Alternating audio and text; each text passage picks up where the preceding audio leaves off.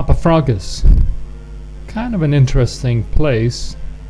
Certainly I wouldn't call it a beach because there really isn't any immediate beach access. You have to go almost to the other side of this peninsula and swim through this cave, if you will. It's not really a cave, it's like a bridge, which is totally cool.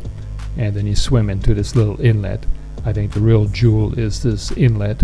There is a sign at one end that basically says warns people not to dive, so be careful. Somebody carved out these caves. Was said sometime that perhaps there were people hiding out or pirates that were hiding out.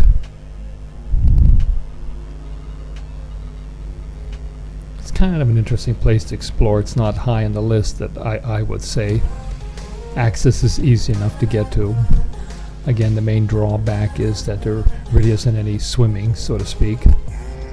When you leave this area, you turn right, and I think it's almost the first driveway, not driveway, but it's kind of a road that leads to somewhat of a new condo complex, and you can drive down that road and you'll find you kind of have to go through the town a little bit, which is not a town. It's actually just, I don't know, 20 or 30 condos.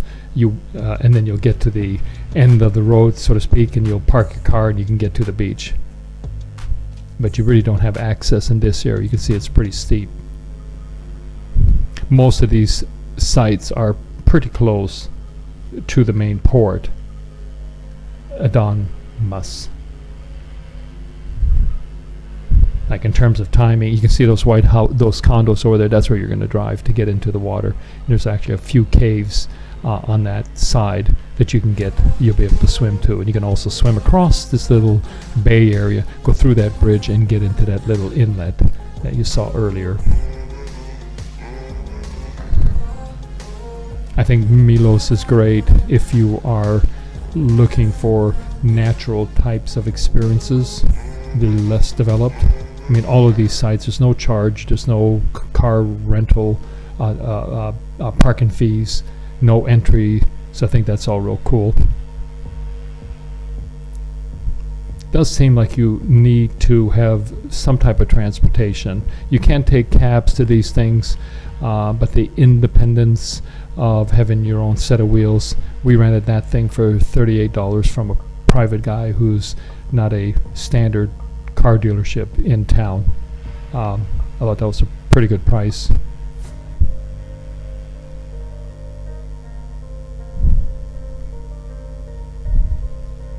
It's really a very interesting landscape, to be sure.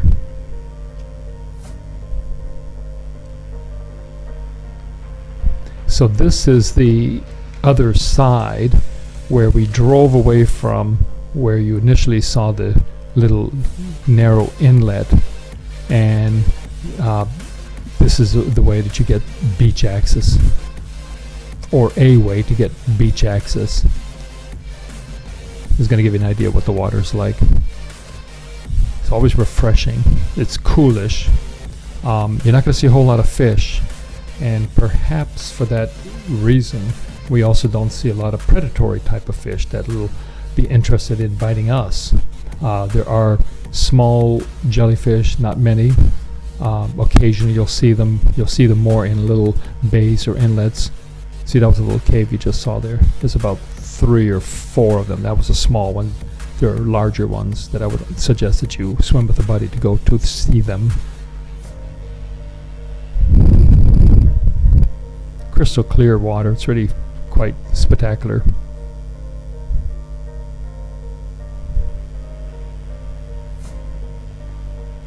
Just to give you an idea what the subterranean below the surface of the water looks like.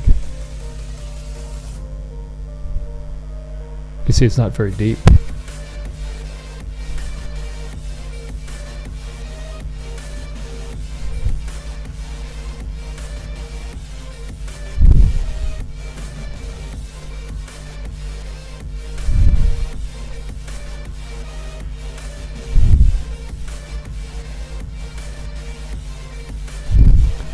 This is by far my favorite beach, favorite area.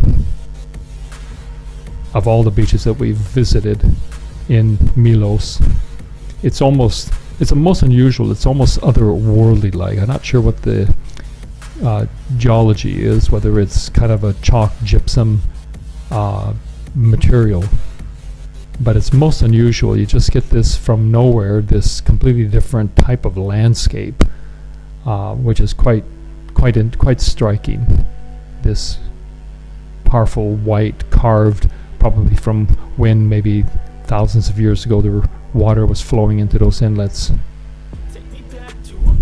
I think what I like also about this beach, it's well spread out enough that you are able to find your own little piece without being on top of a person or somebody else. A lot of these beaches, some of them are quite small in actual areas, so they can appear to be way inundated with people. Here's some of the other local scenery. Thought I'd give you a little shot on that. There's a lot of that actually. I think this island certainly seems to cater to the young bathing suit bikini crowd, but it's certainly accessible to all.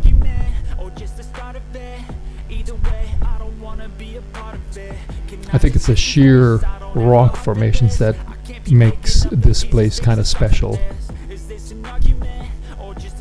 There's also some cliffs, and it's probably a pretty good sign if you see the locals who seem to be coming here for quite some time, because they've got it worked out here. They've even cut out some footpaths in the rocks so that you can get out of the water easier.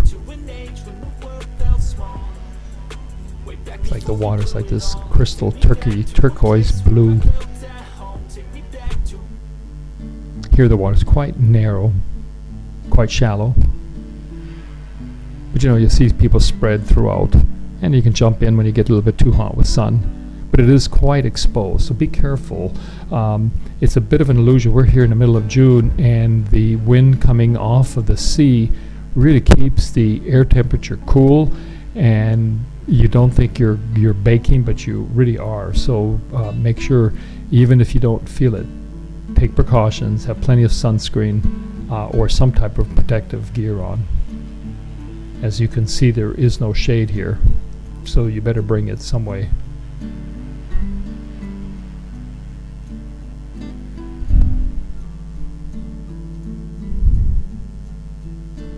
It's always interesting to listen to all the foreign languages. So these are some additional caves that are carved out. Like this material is relatively soft. I'm going to assume at one time lots of water flowed down this little crevasse. This gives you a real nice little viewpoint of this whole little valley area. Again, it's almost otherworldly, like something you might see on a Star Trek series. So this is my favorite part, is the ability to be able to jump off of these cliffs. What's pretty cool is a nice little culture here where everybody's real encouraging, because it is kind of scary to jump in, and you can see people empowering themselves, which is always great to see. And once you've jumped in, you swim underneath a little tunnel to get out, so it's really kind of a special little spot.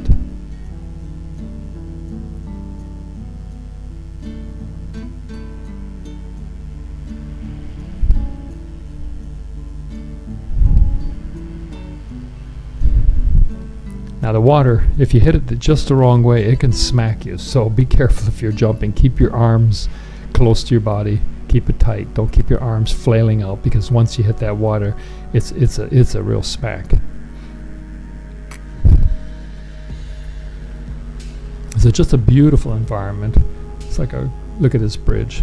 That's what you swim under to get out after you've dove off of the cliff.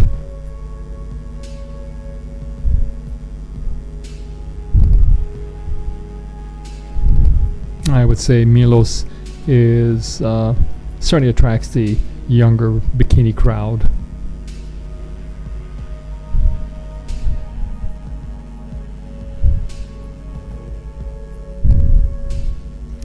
That's some of the locals.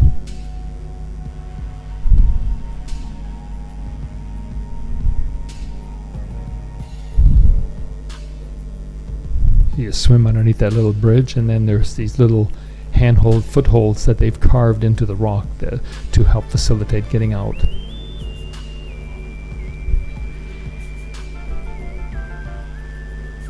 Yeah, it's almost like a little bit of a rite of passage to jump in the water. Something real primitive about it.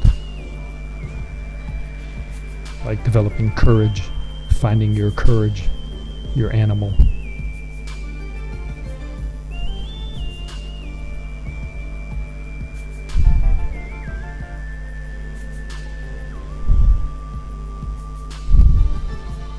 Yeah, you can see the little footsteps that somebody's carved into the rock. There's Melissa jumping in, having her own thrill. She was quite excited. Yeah, it's really I have to say this is a lot more fun, this area. Well, because you can do things. You're not just sitting working on your suntan, which really isn't working. You're just laying there, but here you're actually getting a thrill a minute. It's a beautiful waters. Thanks for watching. Subscribe and like. We'll see you on the next adventure.